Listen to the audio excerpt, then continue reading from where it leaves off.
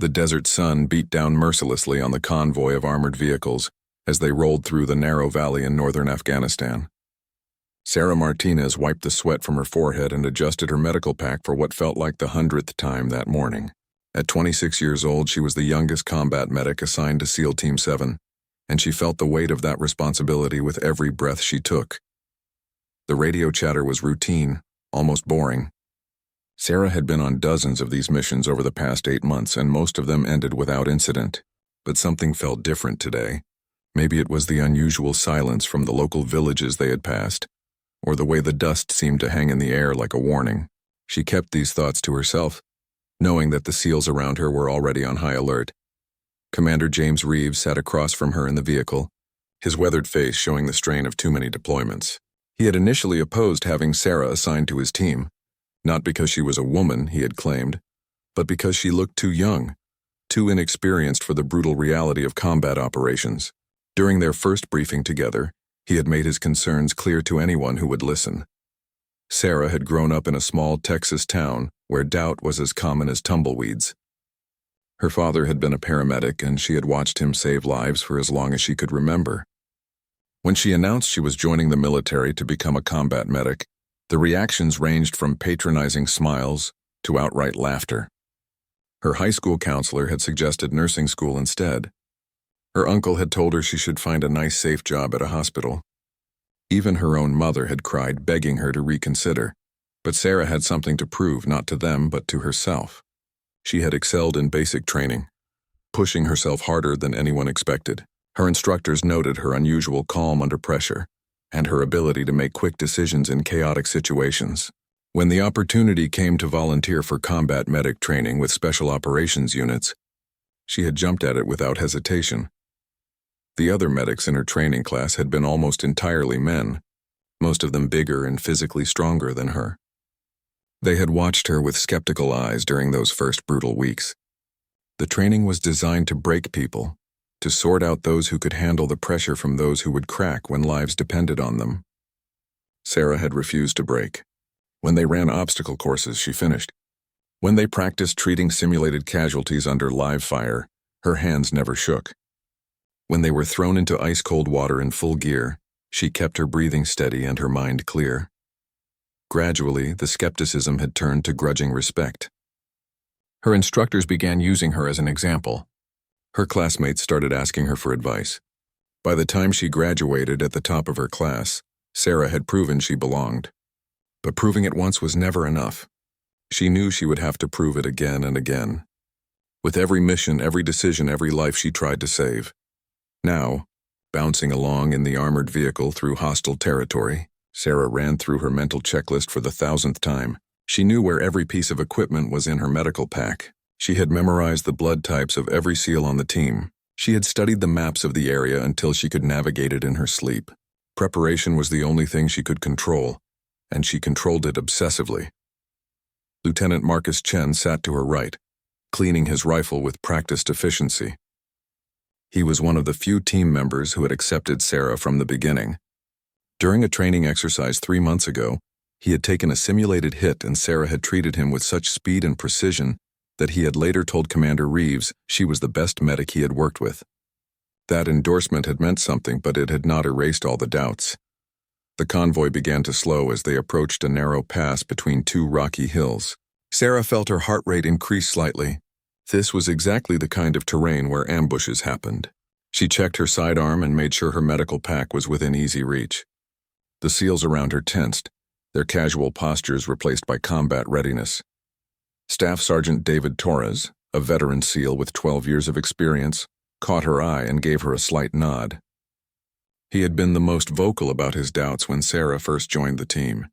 During their first mission together, he had positioned himself between her and any potential danger, as if she needed protecting.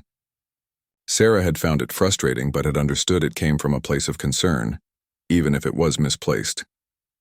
The radio crackled to life. Intelligence had reported increased enemy activity in the area, but nothing specific. The convoy was advised to proceed with caution. Commander Reeves acknowledged the message and ordered everyone to stay sharp. Sarah took a deep breath and focused on the present moment. All her training, all her preparation had led to moments like this, The vehicle hit a pothole and everyone jolted. Someone made a joke to break the tension and a few people laughed. Sarah smiled but kept her eyes on the terrain outside. The hills seemed to loom larger now, casting long shadows across the valley floor. Birds had stopped singing. The usual signs of local life had disappeared. Every instinct Sarah had developed over months of combat operations was screaming that something was wrong. She wanted to say something, to voice her concerns, but she held back. She was still the newcomer, still the one who had to prove herself. If she raised an alarm and nothing happened, it would just reinforce the doubts that some team members still harbored. So she stayed silent, her hand resting on her medical pack, her eyes scanning the landscape, her mind running through every possible scenario and her response to each one. The convoy pushed forward into the narrow pass, unaware that in less than 3 minutes everything would change. Sarah's life, her career, and her relationship with these men would be transformed by fire and blood, and a series of decisions that would have to be made in fractions of seconds. The doubters would have their answer about whether she belonged, and Sarah would discover reserves of strength and courage she never knew she possessed. The explosion came without warning. One moment the convoy was moving through the narrow pass, and the next moment, the lead vehicle erupted in a massive fireball that seemed to consume the entire world. The shockwave hit Sarah's vehicle like a physical punch, throwing everyone sideways. Her head slammed against the interior wall and stars exploded across her vision. The ringing in her ears was so loud she could not hear anything else. Through the confusion and disorientation, Sarah's training took over. Her body moved before her mind fully comprehended what was happening. She was reaching for her medical pack, checking herself for injuries, looking around to assess the situation. The vehicle had stopped at an angle, tilted into a shallow ditch. Smoke was everywhere, thick and black, making it hard to see or breathe. Commander Reeves was shouting orders, but his voice sounded distant and muffled through the ringing in Sarah's ears. She saw his mouth moving, saw the urgency in his eyes, and understood that they were under attack. This was not just an improvised explosive device. This was a coordinated ambush. Through the smoke and chaos, she could see muzzle flashes from the hills on both sides of the pass. They were trapped in a kill zone. The SEALs were already moving, returning fire, trying to establish some kind of defensive position. Sarah kicked open the vehicle door and rolled out, keeping low. Her medical pack clutched against her chest. She hit the ground hard and felt the air knocked from her lungs. Bullets were cracking overhead, striking the armored vehicle with metallic pings that sounded almost musical in their rhythm. She crawled toward the lead vehicle, the one that had been hit by the initial blast. Smoke poured from it, and she could see flames beginning to lick at the undercarriage. If there were survivors inside, they needed help immediately. The heat from the fire was intense even from several meters away. Sweat poured down her face, mixing with dust and making her eyes sting. Lieutenant Chen appeared beside her, his face blackened with soot, blood running from a cut above his eye. He grabbed her shoulder and pointed toward the burning vehicle. Through the smoke, Sarah could see movement inside. Someone was still alive in there. Chen shouted something she could not quite hear over the gunfire and explosions, but his meaning was clear. They had to get those men out. They moved together, staying low, using the disabled vehicles as cover. Bullets continued to snap through the air around them. Sarah heard someone scream, heard the distinctive sound of a grenade explosion, heard the chaos of men fighting for their lives. But she pushed it all away, focusing only on reaching the burning vehicle and whoever was trapped inside. The heat was overwhelming as they got closer. Sarah could feel her exposed skin beginning to burn. The smell of fuel and burning rubber and something worse filled her nostrils and made her want to vomit, but she kept moving forward. Chen reached the vehicle first and tried to pull open the rear door. It was jammed or twisted from the blast. He pulled again, straining with effort, his muscles corded with tension. Sarah joined him, both of them pulling on the door with everything they had. Behind them, the rest of the team was laying down covering fire, trying to suppress the enemy positions in the hills. Bullets continued to strike all around them. Sarah felt one pass so close to her head that she felt the displacement of air. The door finally gave way with a screech of tortured metal. Inside the vehicle, the scene was a nightmare. 3 SEALs were down. Staff Sergeant Torres was closest to the door, his leg clearly broken, bone visible through torn fabric and flesh. He was conscious, but his face was pale with shock and pain. Behind him, 2 other team members were slumped and motionless. Sarah could not tell from where she was if they were alive or dead. Chen reached in and grabbed Torres, pulling him toward the door. The staff sergeant screamed, a raw sound of pure agony that cut through all the other noise of battle. Sarah helped ease him out of the vehicle and immediately began assessing his injuries. The leg was bad, very bad, but not immediately life-threatening if she could control the bleeding. She pulled a tourniquet from her pack and worked with swift, practiced movements to apply it. Torres grabbed her arm, his grip surprisingly strong despite his injuries. His lips moved and she leaned closer to hear him over the chaos. He was telling her about the other two men still in the vehicle. One was Sergeant Mike Reynolds, the team's communications specialist. The other was Petty Officer Jake Morrison, barely 22 years old and on his first deployment.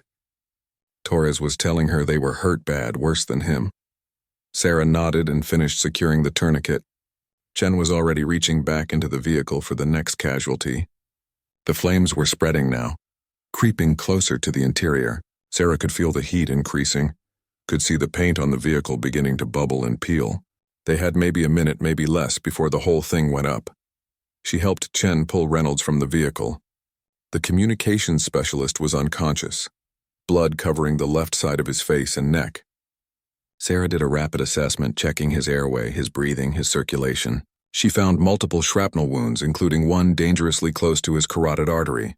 Her hands moved automatically, packing wounds, applying pressure, doing everything she could to keep him alive. But there was still Morrison inside the burning vehicle. Sarah looked up at Chen and saw her own thoughts reflected in his eyes.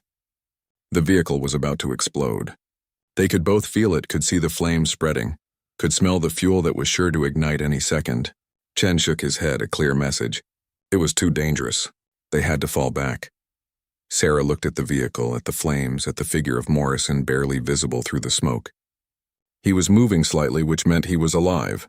She made a decision in that instant that went against all logic, all reason, all self-preservation. She dropped her medical pack next to Reynolds and moved toward the burning vehicle. Chen grabbed her arm, trying to pull her back, shouting something she could not hear. But Sarah shook him off. She could not leave Morrison. She would not leave him. She crawled into the burning vehicle, feeling the heat immediately intensify, feeling her uniform beginning to singe. The smoke was so thick she could barely see, barely breathe. She found Morrison by touch more than sight. He was pinned by a piece of the vehicle that had been twisted inward by the blast. Sarah tried to lift it, but it would not budge. Her lungs were screaming for air. Her skin felt like it was on fire, but she refused to give up. She braced her feet and pulled with every ounce of strength she had. The metal shifted slightly. She pulled again, ignoring the pain, ignoring everything except the need to free this young SEAL and get him out. The metal finally moved enough for Morrison to slip free. Sarah grabbed him under the arms and began dragging him toward the door. Everything seemed to be happening in slow motion. She could see Chen reaching in to help, could see his mouth forming words, could see the flames reflecting in his eyes. She pushed Morrison toward those reaching hands and felt Chen grab him, pulling him free. Sarah started to follow, started to crawl back out of the burning vehicle. But then the world exploded again. The fuel tank ignited, the blast wave lifting the entire vehicle and throwing Sarah backward. She felt herself flying, felt the searing heat, felt the impact as she hit the ground hard, and then everything went dark. Sarah opened her eyes to a world of pain and confusion. She was lying on her back, staring up at a sky that seemed to be filled with smoke and fire. Her ears were ringing so badly that all other sounds were muted and distant. She tried to move and immediately regretted it as pain shot through her entire body. Every breath felt like knives in her chest. Her left arm would not respond properly when she tried to lift it. She turned her head slowly, trying to understand what had happened and where she was. The memories came back in fragments. The explosion! The burning vehicle, pulling Morrison free. Then another blast. She must have been thrown clear when the fuel tank ignited. She could see the burning wreckage now. A twisted mass of metal engulfed in flames, sending a column of black smoke into the sky. With great effort, Sarah managed to roll onto her side. Her left arm hung uselessly, either broken or dislocated, she could not tell which. Burns covered her hands and forearms where her sleeves had been pushed up. Her uniform was torn and scorched. But she was alive. She had survived.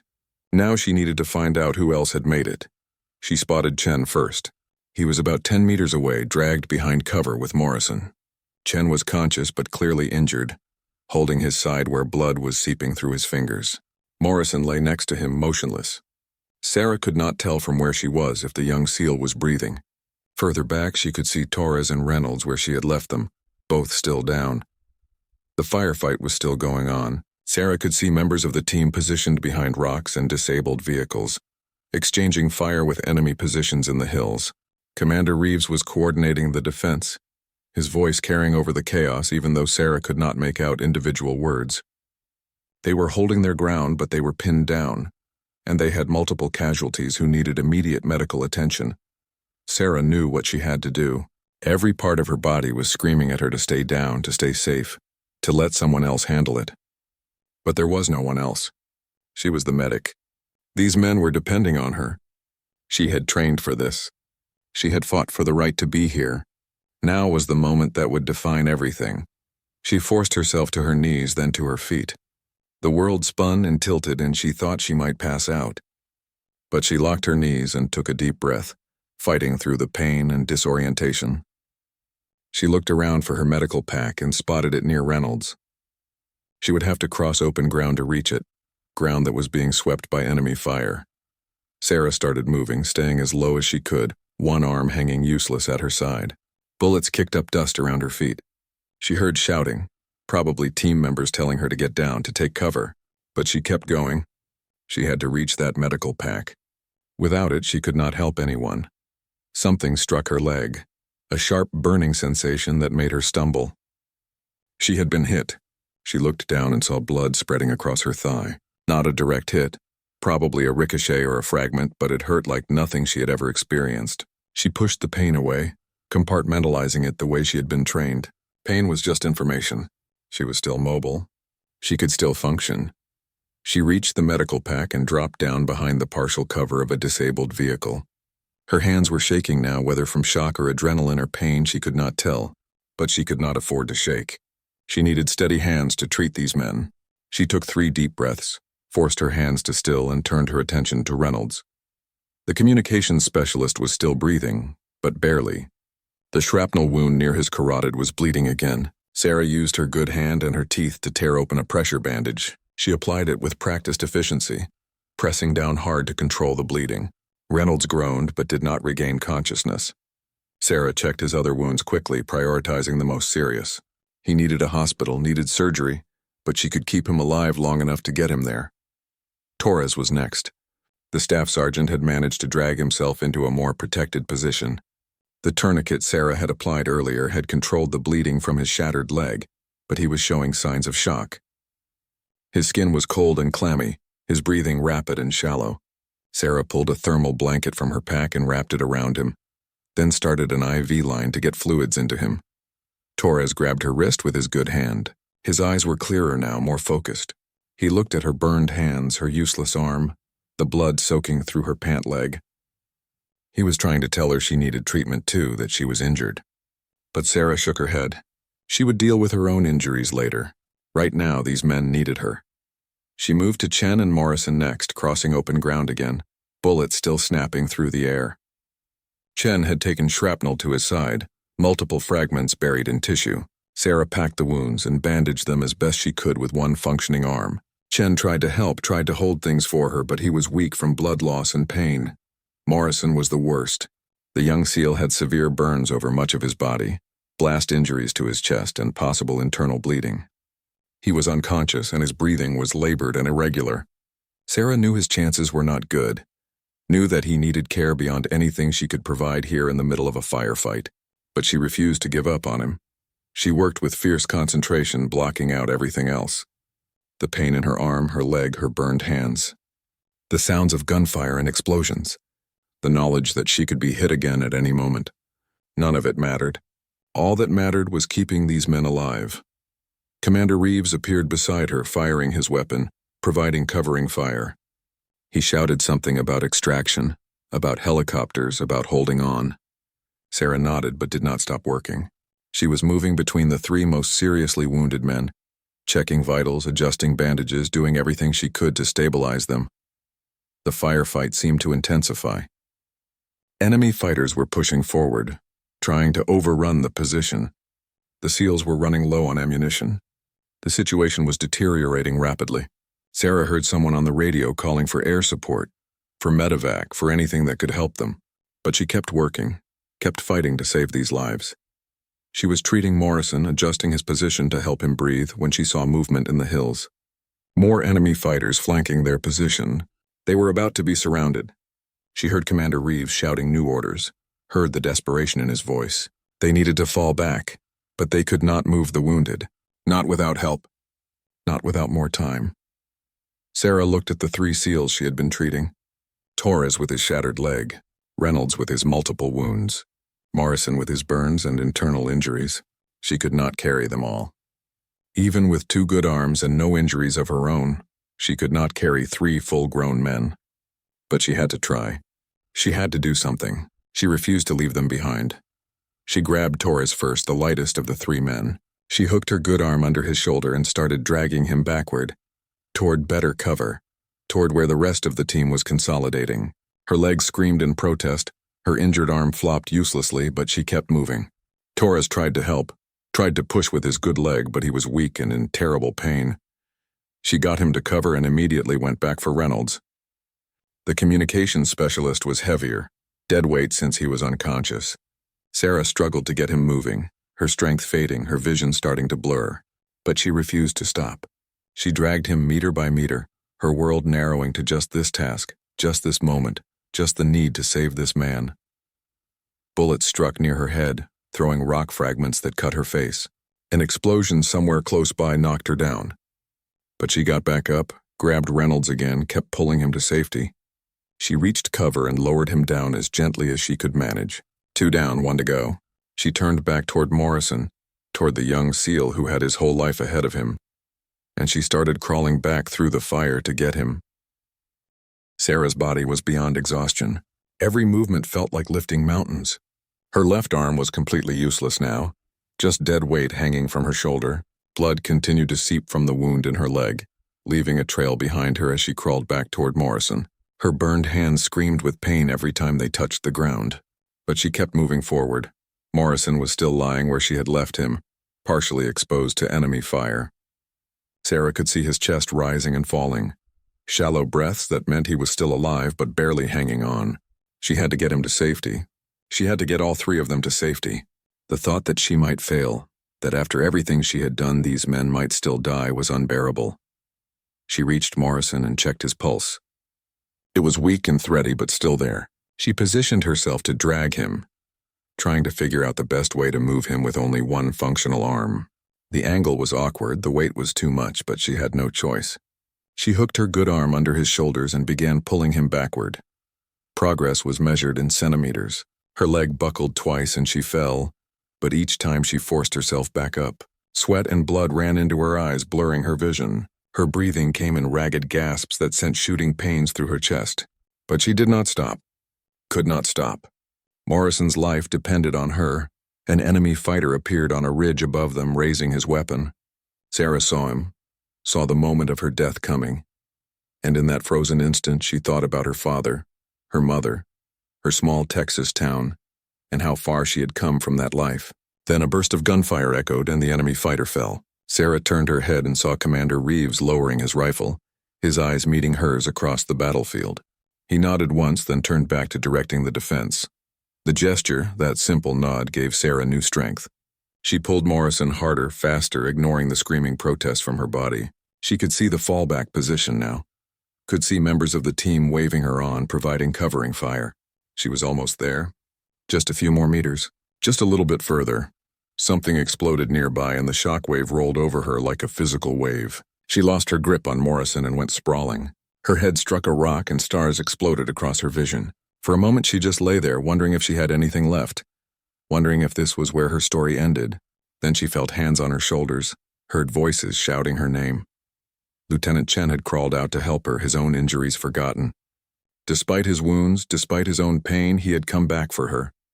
Together, using the last reserves of their combined strength, they pulled Morrison to safety behind a large boulder that provided solid cover from the enemy fire.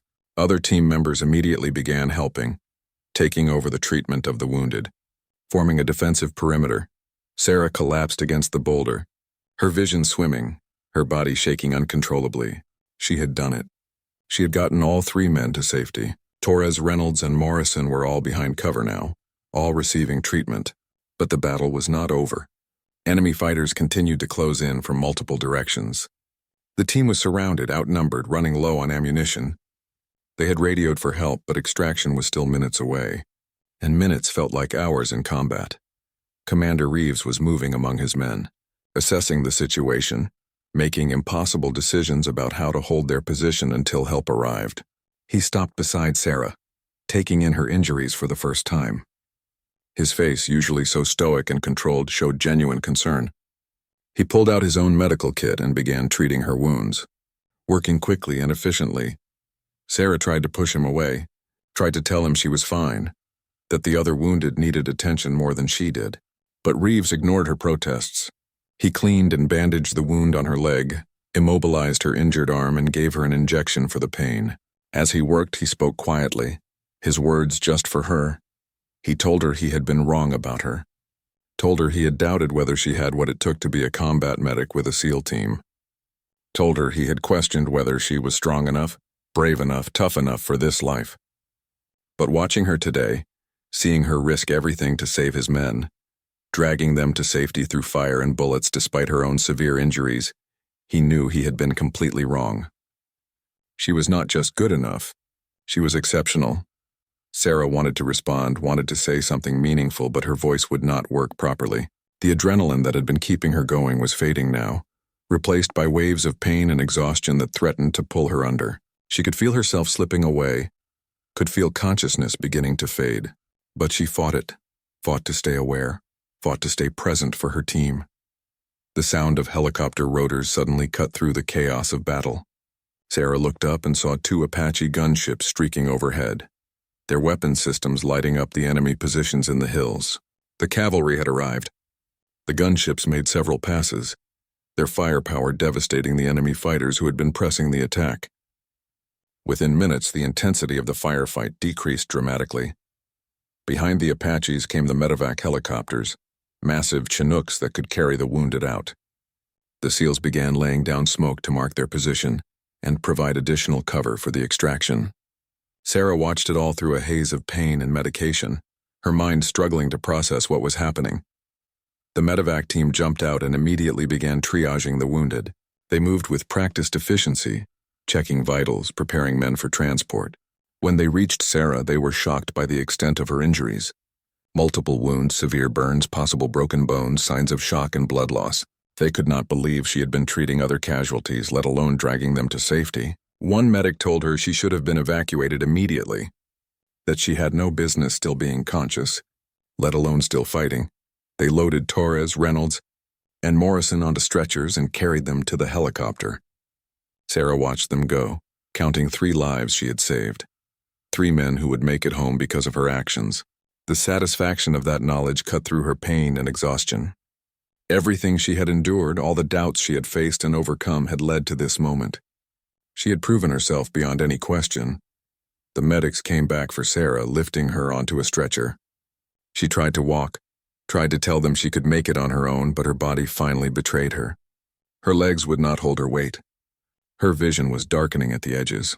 She felt them carrying her toward the helicopter, felt the vibration of the rotors, felt the moment they lifted off the ground.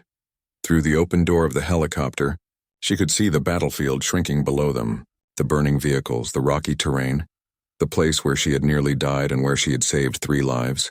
Commander Reeves stood watching the helicopter depart, and even at a distance, Sarah could see him salute. The other SEALs joined him, a line of warriors honoring one of their own. Sarah closed her eyes, finally allowing herself to let go. She had done everything she could. She had saved her teammates. She had proven that she belonged. The doubters could never take that away from her. As consciousness finally slipped away, her last thought was not of pain or fear, but of pride. She had earned her place among warriors, and she had done it through courage, skill, and a refusal to ever give up.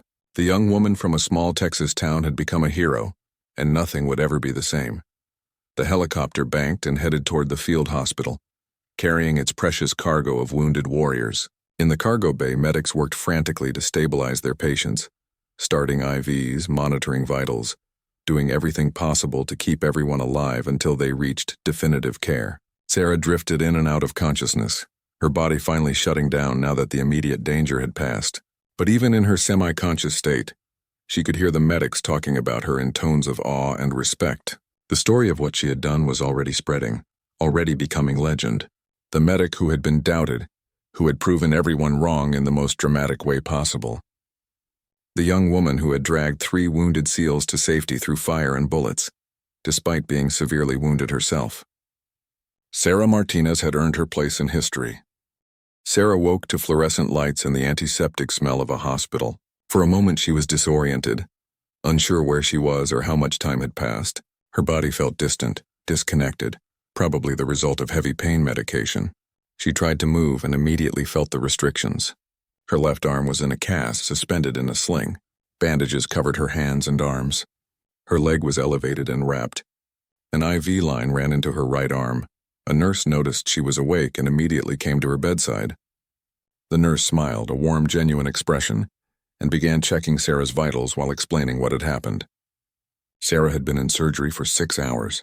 They had repaired her dislocated shoulder, set multiple fractures in her arm, treated her burns, and removed shrapnel from her leg. She had lost a significant amount of blood and had been given multiple transfusions.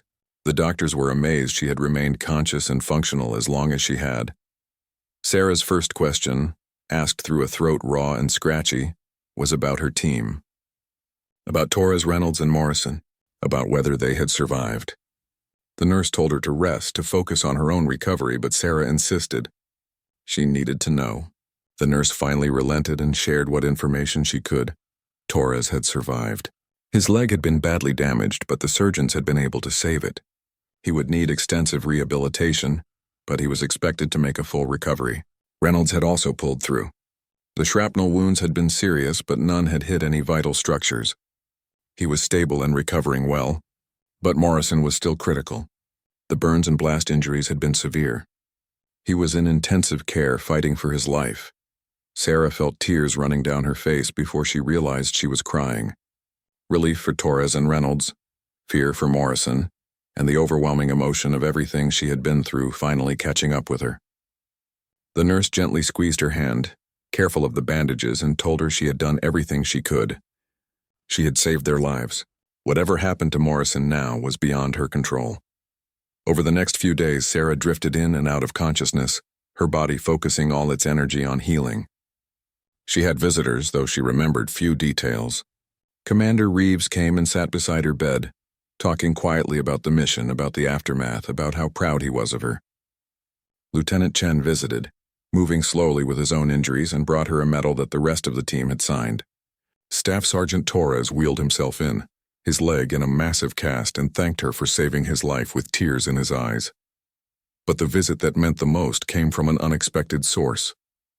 Sarah's father flew halfway around the world to see her. She woke one morning to find him sitting in the chair beside her bed, his weathered face showing all the worry and love a parent could hold. He had aged since she last saw him, more gray in his hair, more lines around his eyes, but his smile was the same warm expression she remembered from childhood. They talked for hours about everything and nothing. He told her about home, about how the whole town was talking about her, about how proud everyone was. He told her that her mother was sorry she could not come, but someone needed to keep the family business running. He told her that even her old high school counselor, the one who had suggested nursing school, had called to congratulate her. Sarah told him about the mission, about the fear and the pain and the moment-by-moment decisions that had defined that day. She told him about dragging the wounded SEALs through fire, about feeling like she might not make it, about finding strength she never knew she had. Her father listened without interrupting, his eyes never leaving her face, and when she finished, he simply said he always knew she had that strength inside her. He told her a story she had never heard before.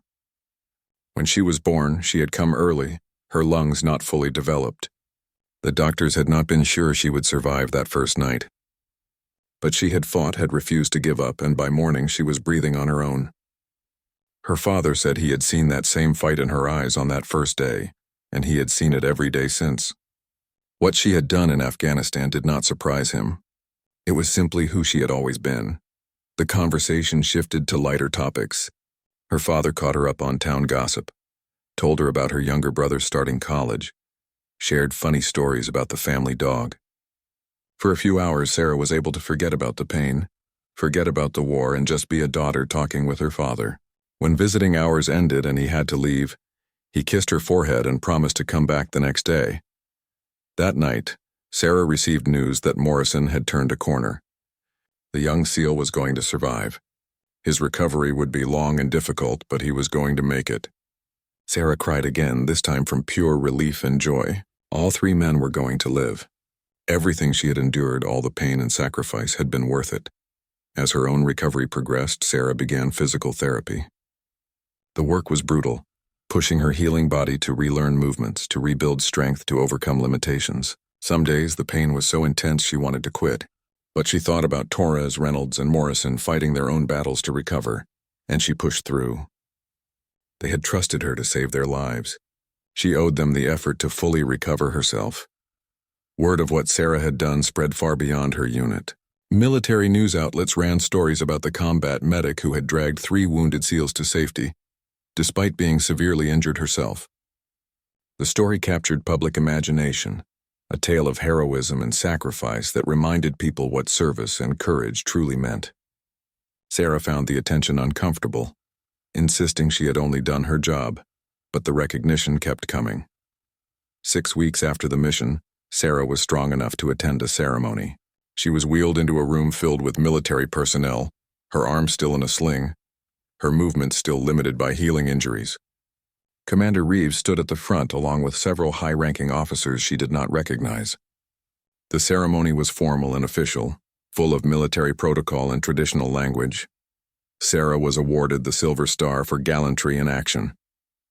The citation read the details of her actions, how she had repeatedly exposed herself to enemy fire to treat wounded teammates, how she had pulled 3 critically injured SEALs to safety, despite suffering severe wounds herself, how her actions had directly saved multiple lives.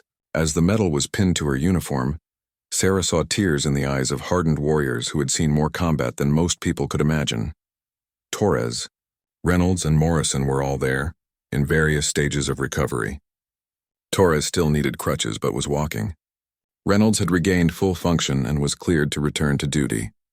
Morrison was in a wheelchair, his burn still healing, but he was alive and smiling. When the ceremony ended, the 3 men surrounded Sarah, and what followed was not military protocol but simple human emotion. They hugged her carefully, mindful of her injuries, and told her they owed her everything. The moment that meant the most to Sarah came after the ceremony. Commander Reeves approached her, his usual stern expression softened. He told her he wanted to apologize formally and officially for ever doubting her.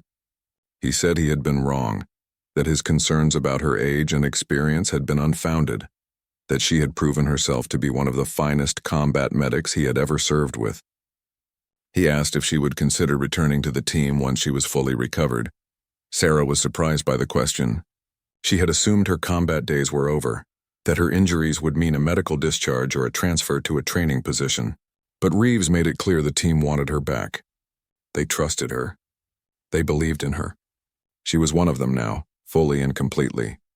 The doubts were gone, replaced by respect earned through the most demanding test imaginable. That night, alone in her hospital room, Sarah thought about the journey that had brought her here. From a small Texas town where people had laughed at her dreams, through brutal training where she had to prove herself every day, to a battlefield in Afghanistan where she had faced the ultimate test. She had been doubted at every step, told she was not strong enough, not tough enough, not good enough. And at every step she had proven the doubters wrong.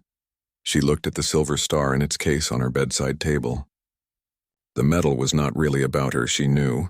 It was about Torres, Reynolds, and Morrison, about giving them a chance to go home to their families. It was about the mission, about the team, about doing what needed to be done regardless of the cost. The medal was nice. The recognition was appreciated. But what mattered most was that 3 men were alive who might have died. Sarah made her decision that night.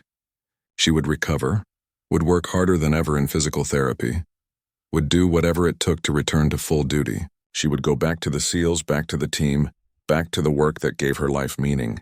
The doubters had been silenced not by words but by actions. She had earned her place through blood and fire and sacrifice, and she was not done yet.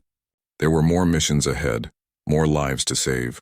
More moments where courage and skill would make the difference between life and death. Sarah Martinez was ready for whatever came next. 4 months after the mission, Sarah stood in front of a full-length mirror studying her reflection.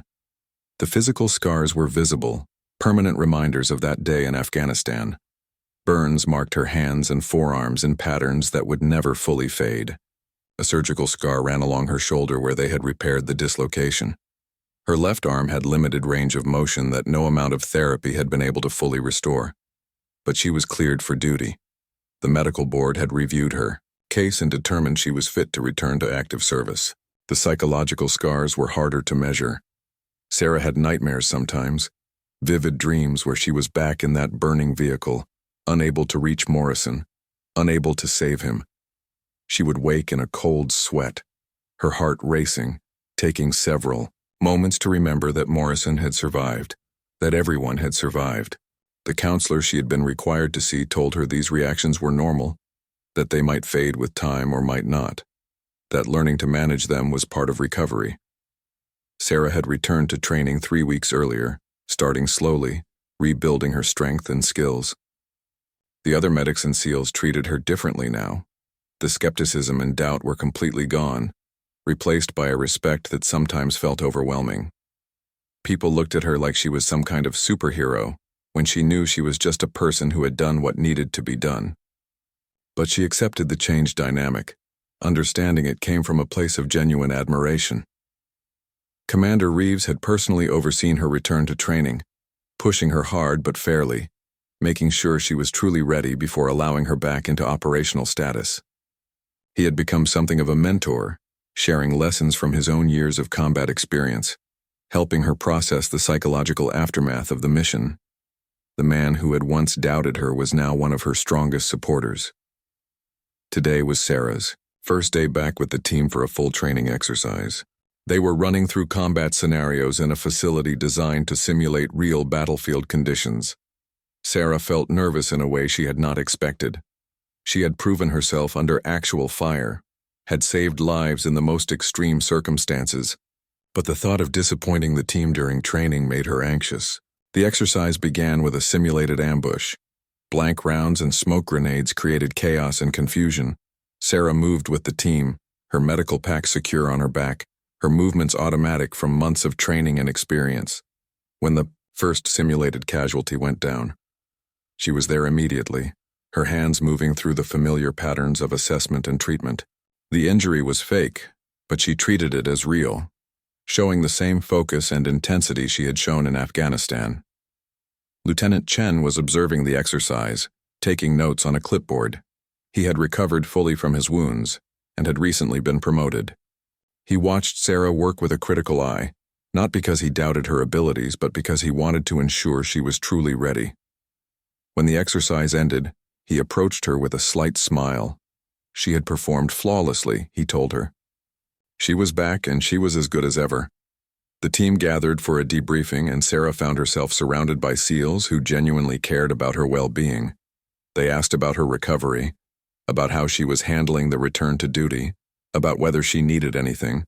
Staff Sergeant Torres, walking now without even a limp despite his severe injuries, sat next to her and joked about how she had ruined his attempt to get out of the military on a medical discharge. The humor was dark, but genuine, the kind of joke that only people who had been through hell together could share. After the debriefing, Commander Reeves asked Sarah to walk with him. They left the training facility and walked through the base, the afternoon sun warm on their faces. Reeves was quiet for a long time, and Sarah waited, knowing he would speak when he was ready. Finally, he stopped and turned to face her directly. He told her he had been thinking about leadership, about what it meant to truly lead people in combat. He said he had learned something important from watching her that day in Afghanistan. Real leadership was not about being the biggest or the strongest or having the most experience. It was about refusing to quit when quitting would be easier. It was about putting others before yourself, even when it meant risking everything. It was about having the courage to do what was right, regardless of the cost. Reeves said Sarah had displayed more leadership in those critical minutes than many officers displayed in entire careers. She had inspired everyone who witnessed her, actions had set a standard of courage and selflessness that would be remembered for years. He wanted her to know that she had changed the team, had made them better by her example, and he wanted to thank her, not just for saving his men, but for teaching him what true courage looked like. Sarah did not know what to say. She felt tears, threatening, and fought them back, maintaining her composure. She thanked the commander for his words, for his support, for giving her the chance to prove herself. They walked back to the training facility in comfortable silence, an understanding between them that needed no further words. That evening, Sarah video called her family. Her mother, who had been so worried when Sarah first joined the military, now beamed with pride. Her younger brother wanted to hear stories about Afghanistan, about the mission, about what combat was really like. Sarah shared what she could, carefully editing out the worst parts, focusing on the teamwork and training rather than the blood and terror. Her father asked her the question she had been thinking about herself. Was she glad she had joined the military? Was she glad she had chosen this path despite all the doubts and obstacles? Sarah did not hesitate. Yes, she told him. Absolutely, yes. She had found her purpose, had discovered what she was truly capable of, had made a difference in the world in the most direct and meaningful way possible. The doubters had actually done her a favor, she realized. They had pushed her to work, harder, to be better, to prove something that needed proving. After the call ended, Sarah sat on her bunk and thought about the future. She was fully cleared for duty now. New missions were coming. She would deploy again, would face danger again, would put herself between death and the people she was sworn to protect. The thought did not scare her. She had already faced the worst and had come through it. She knew what she was capable of. She knew who she was. Sarah reached into her locker and pulled out a small photo album she had put together during her recovery. Pictures of the team, of training exercises, of moments both serious and lighthearted. There was a photo of Torres, Reynolds, and Morrison together at the ceremony where she had received her Silver Star, all of them smiling, all of them alive. That photo meant more to her than any medal ever could. She also had letters, dozens of them, from people she had never met. Family members of Torres, Reynolds, and Morrison, thanking her for saving their loved ones. Letters from other military personnel telling her she had inspired them. Letters from young women considering military service who saw her as a role model. Sarah had not asked for this responsibility, had not sought to become a symbol or an inspiration, but she accepted it now. If her story could help others overcome, doubt, and pursue their dreams, then everything she had endured had even more meaning. The next morning, Sarah woke before dawn and went for a run.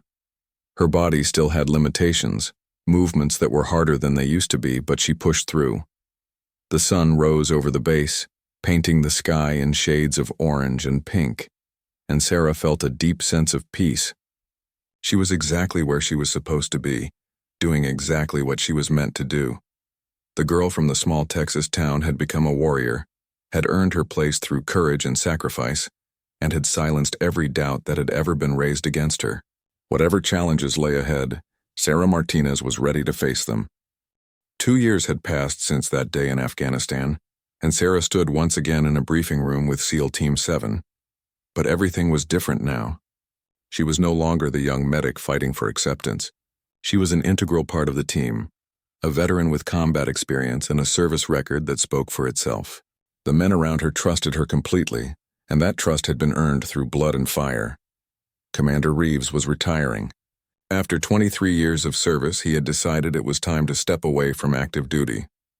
This would be his final mission with the team, and there was a bittersweet quality to the briefing.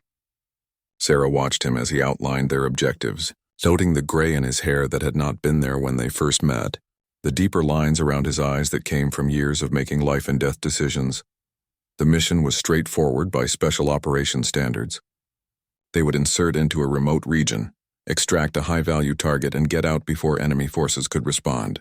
Sarah had been on a dozen similar missions since returning to duty. None had gone exactly as planned, but all had been successful. She knew how to stay calm when chaos erupted, knew how to adapt and overcome. The lessons learned in that Afghan valley had been applied again and again. After the briefing, Reeves asked Sarah to stay behind. When they were alone, he pulled an envelope from his pocket and handed it to her. Inside was a letter of recommendation. the kind that could open doors to advanced training, to instructor positions, to opportunities that would shape the rest of her career. Reeves told her he had been planning this for months, wanted to make sure she had options when her current enlistment ended. Sarah was touched, but not surprised. Reeves had become more than a commanding officer over the past 2 years. He had become a mentor and a friend, someone who genuinely cared about her future. She thanked him and told him she had not decided what came next. Part of her wanted to stay with the team, to keep doing the work she loved. But another part of her was thinking about bigger possibilities, about how she could use her experience to train the next generation of combat medics. The mission launched that night. They flew under cover of darkness, the helicopter's blades cutting through the cold air. Sarah sat with her medical pack between her knees, mentally reviewing everything she might need. Torres was on this mission, fully recovered and back to his old self. Reynolds was home now, working as an instructor. Morrison had medically retired but was thriving in civilian life, married now with a baby on the way. Sarah stayed in touch with all of them, bonds forged in combat lasting far beyond their military service. The insertion went smoothly. They landed, moved quickly to their objective, and secured the target without firing a shot. For a moment, Sarah allowed herself to think it might actually be an easy mission.